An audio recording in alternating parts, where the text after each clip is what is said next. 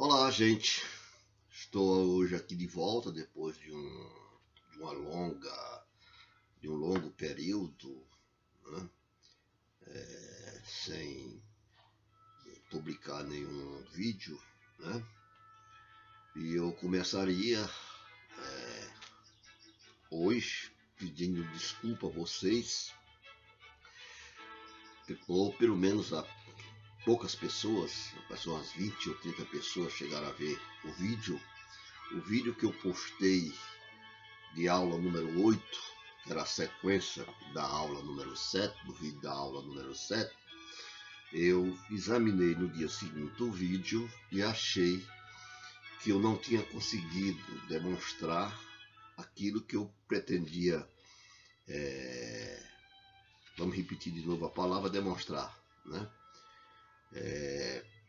Eu dizia também que a exposição que eu ia fazer era uma exposição que enfrenta, né, uma dificuldade muito grande, né, que o próprio Marx, no prefácio da primeira edição do Capital, reconhece que o primeiro capítulo, ele não diria nem todo o primeiro capítulo, ele diria só a parte 3 do primeiro capítulo é de difícil leitura, né?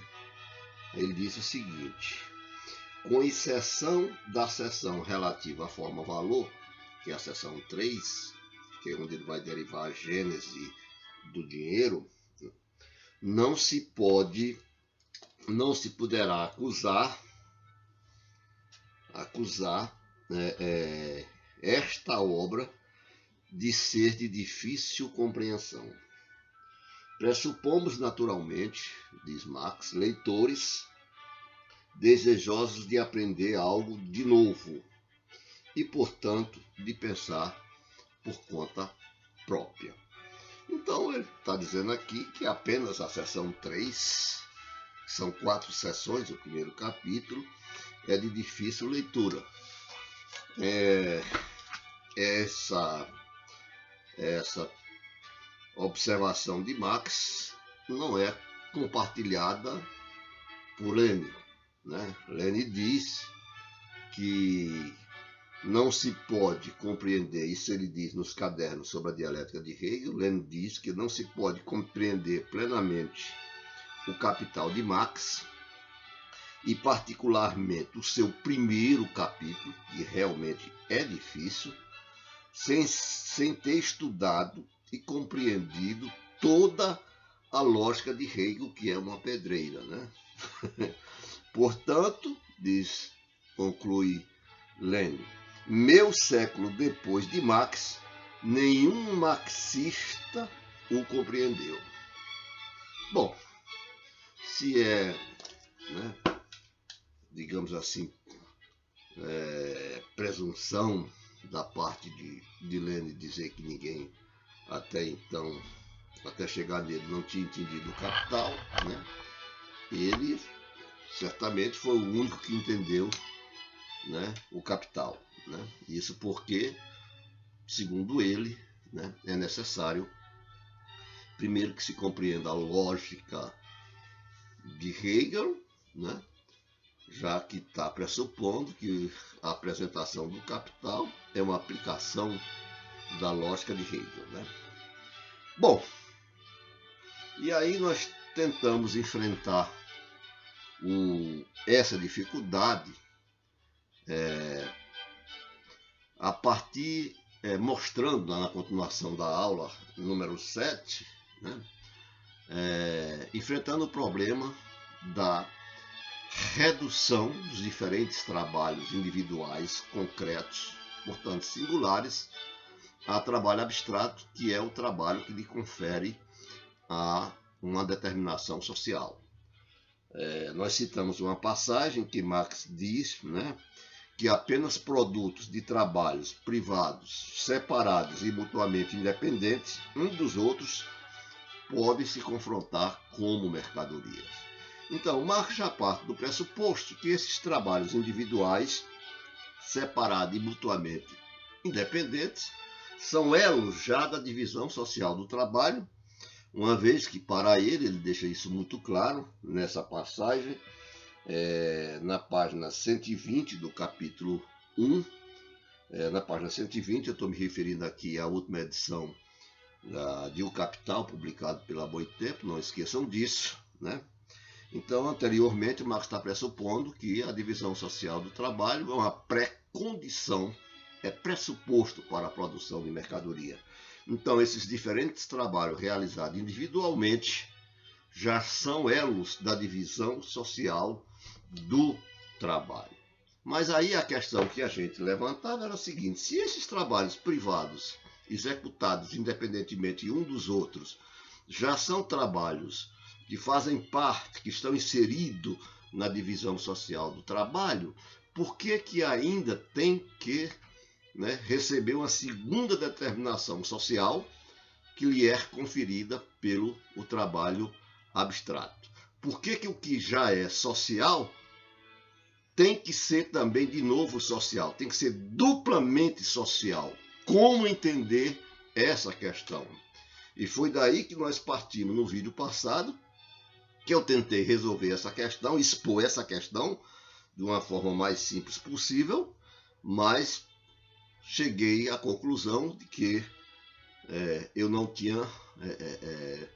eu não consegui fazer aquilo que eu pretendia e, portanto, eu excluí o vídeo. Então, aquelas pessoas que já observaram o vídeo, eu peço desculpas e vamos ver se hoje eu consigo, fazer essa exposição. Partindo daqui dessa questão, trabalhos privados que já estão inseridos como elas da divisão social do trabalho, já são trabalho social.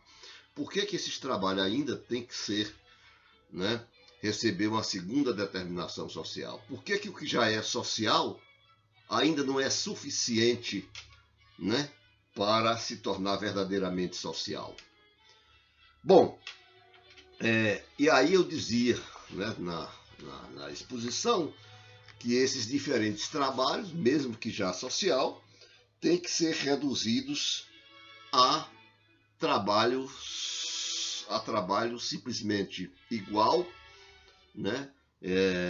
e social, a trabalho que seja simples, social, igual e social.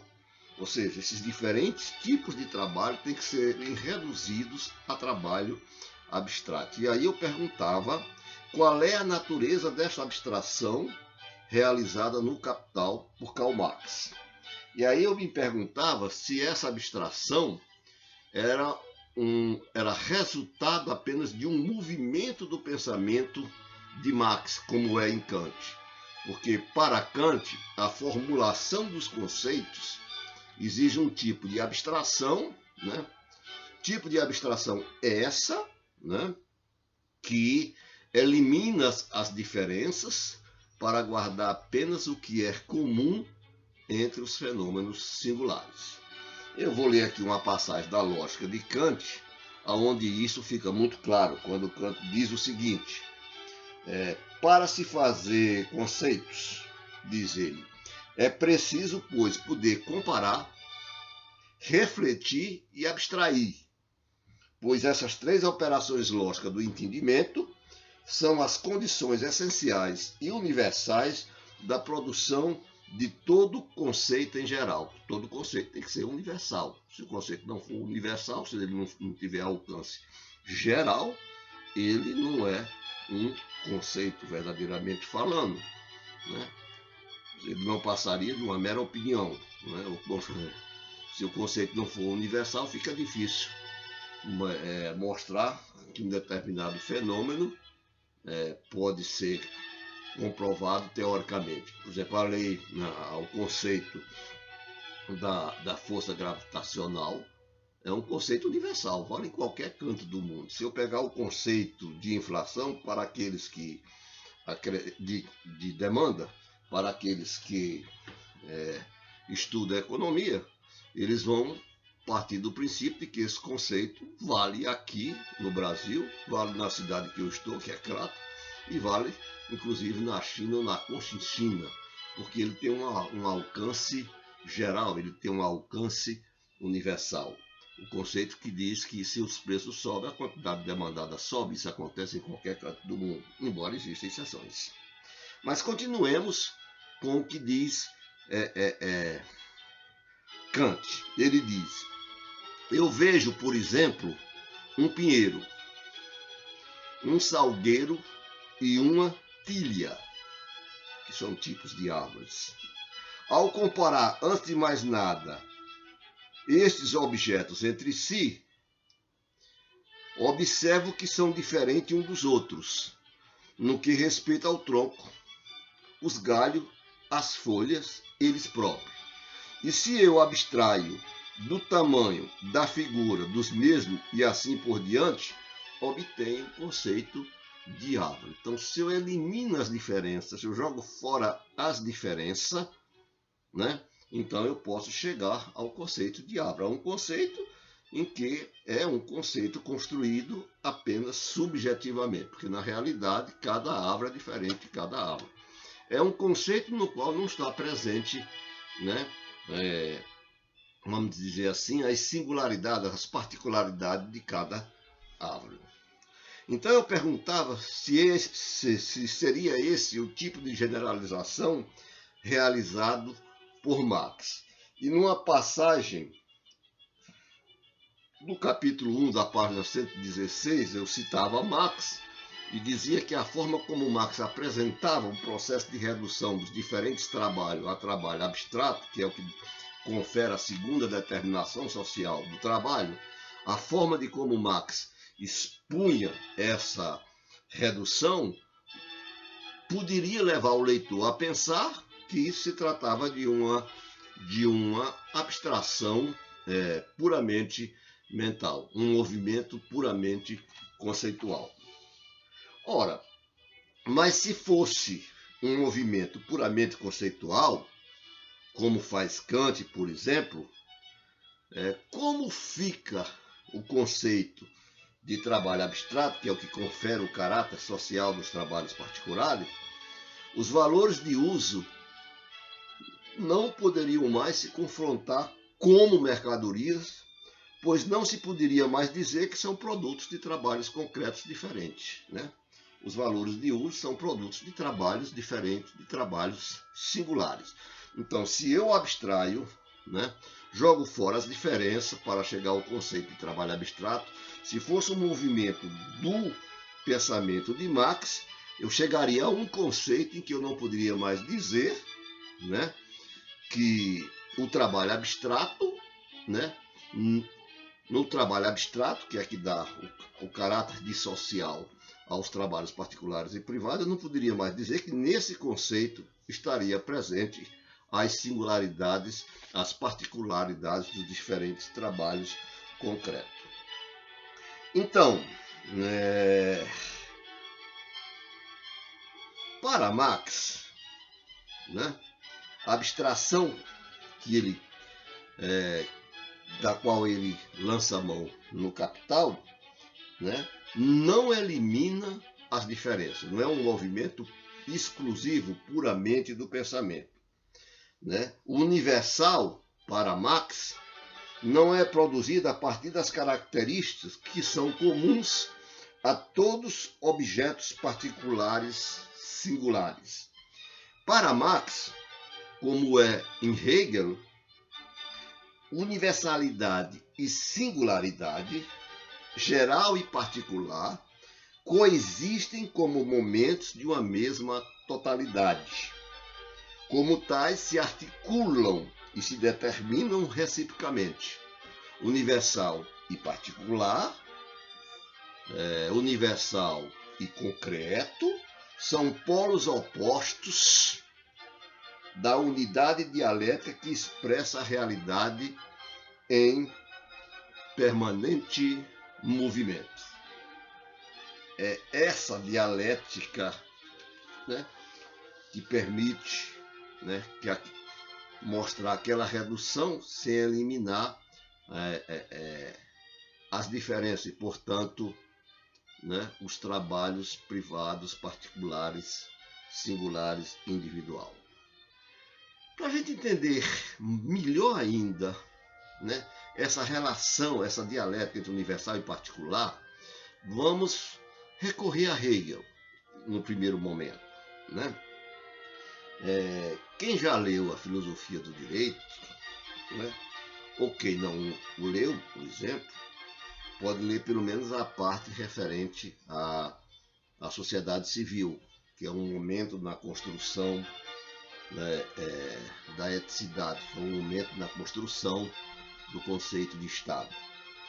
Aí, na sociedade civil, Hegel se referindo como os indivíduos que realizam trabalhos particulares diferentes, que têm, portanto, carecimentos diferentes, como eles se relacionam com a totalidade dos trabalhos existentes dentro da sociedade. E ele diz o seguinte: a pessoa concreta, que enquanto particular é um fim em si mesmo, como um todo de carecimento e como mescla de necessidade natural e de arbítrio, é um princípio da sociedade civil burguesa. Mas como a pessoa particular se encontra essencialmente em vinculação com outras particularidades semelhantes, de modo que cada um apenas se faz valer e se satisfazer mediante a outra, e ao mesmo tempo apenas enquanto mediada pela forma da universalidade, que é o outro princípio da sociedade civil burguesa.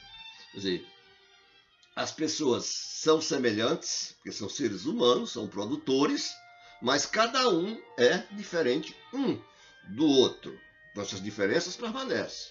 Mas cada uma dessas necessidades particulares só pode satisfazer seus carecimentos recorrendo à totalidade do trabalho social, entrando em cada indivíduo particular, entrando em interação com todos os indivíduos dentro da sociedade. Ou para facilitar mais as coisas, se cada indivíduo particular recorre ao mercado como a instância no qual ele leva seus produtos e lá, né, diante do mundo de mercadorias, ele pode trocar o produto do seu trabalho com o produto do trabalho de outros indivíduos.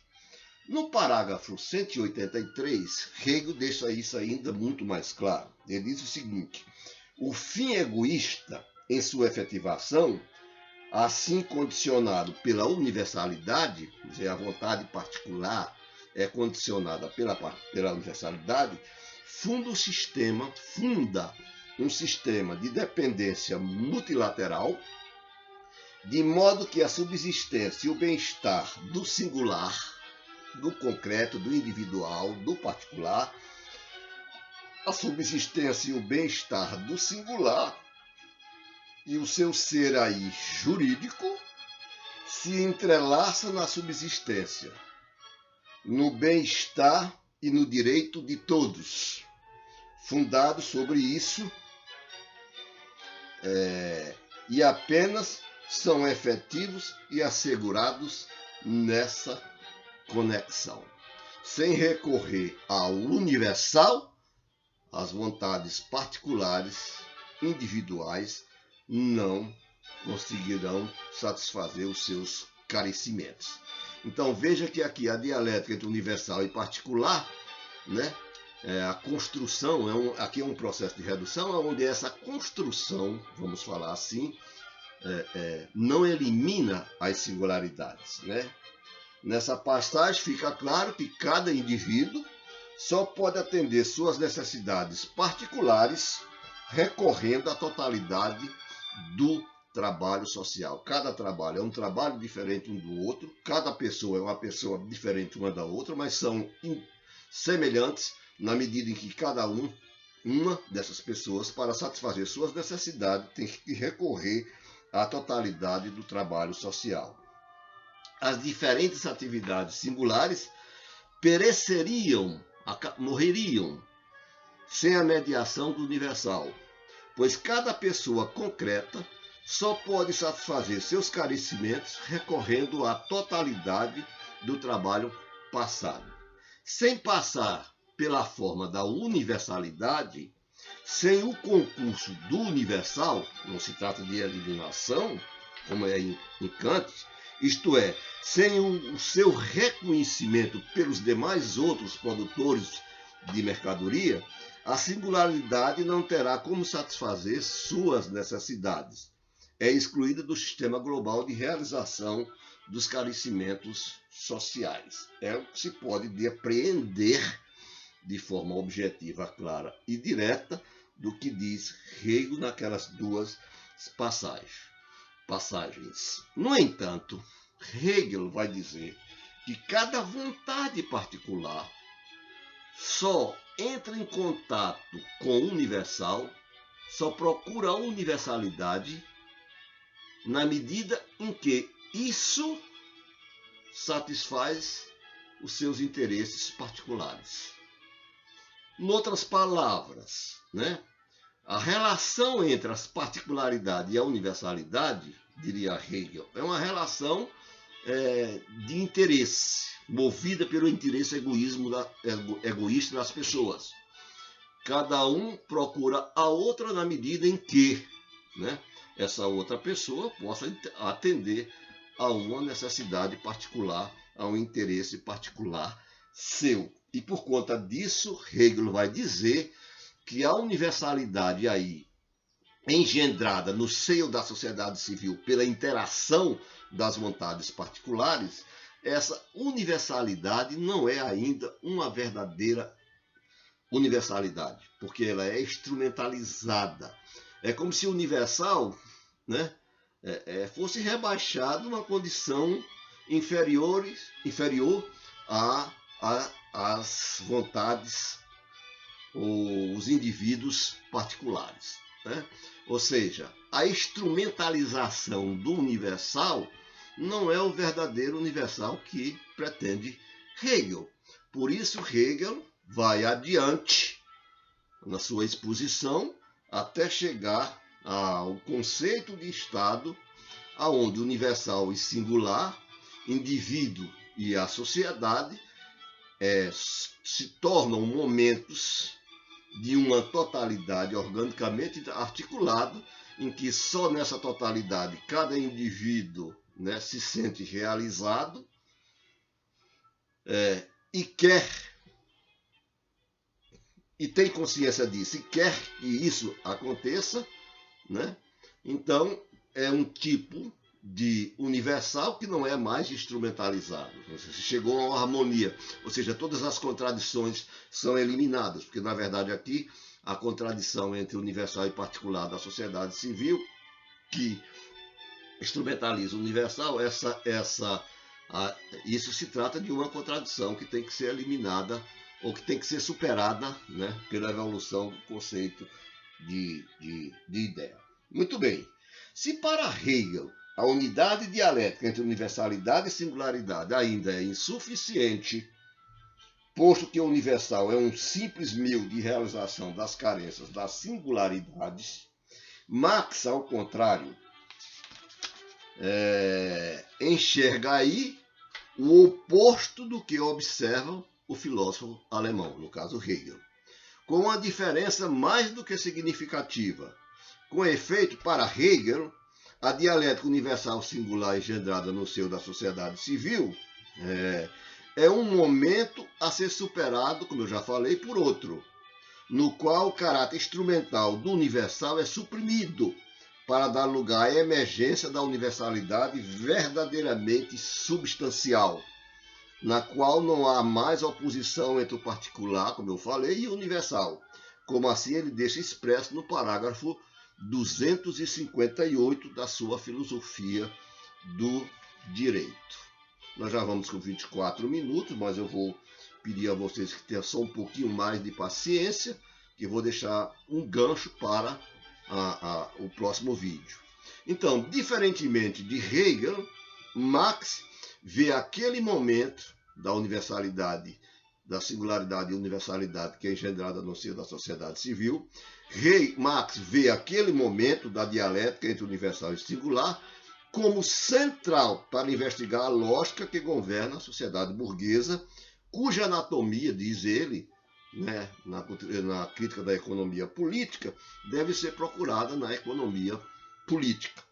Para tanto, Marx inverte aquela relação dialética para mostrar que a universalidade engendrada pela relação entre trabalho abstrato e trabalho singular, trabalho concreto,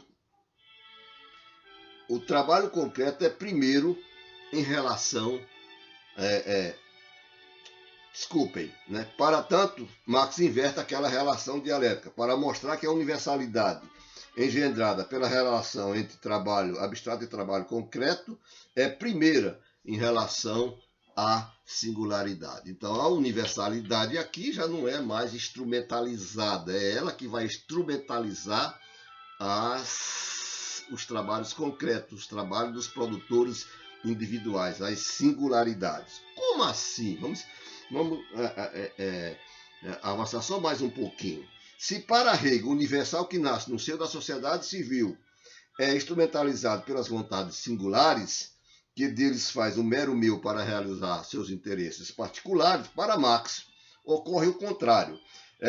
O trabalho abstrato que subsume os diferentes trabalhos privados, executados separadamente e mutuamente independentes uns dos outros, só se tornam produtos para outrem na medida em que são reconhecidos como trabalhos sociais, isto é, se metamorfoseiam em trabalho abstrato. Sem esses trabalhos particulares, se esses trabalhos não forem subsumidos ao trabalho universal, que no caso é o trabalho abstrato, né? Os produtos do trabalho dos produtores individuais, né, não se transformam em produto para outrem.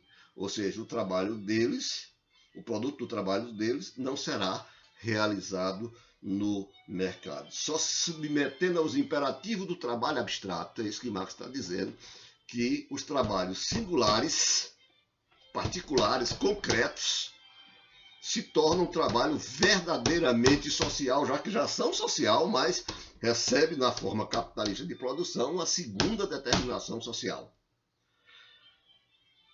É essa dialética entre universal e particular, entre trabalho abstrato e trabalho concreto, né? É essa dialética que Marx vai expor quando fala e diz que os diferentes trabalhos individuais concretos têm que ser reduzidos a trabalhos abstratos. Mas nós já vamos além do tempo necessário, já estamos com quase 28 minutos. Eu peço até desculpa a vocês. Vamos ficar por aqui, né? E espero que dessa vez, pelo menos aqueles que já viram o vídeo de aula número 8, possam ter compreendido melhor do que como eu expus da vez anteriores. Então eu espero por vocês no próximo vídeo e até lá. No próximo vídeo, desculpem, nós vamos ver como é que o Marx, né, mostra como esses trabalhos privados particulares são subsumidos pelo trabalho,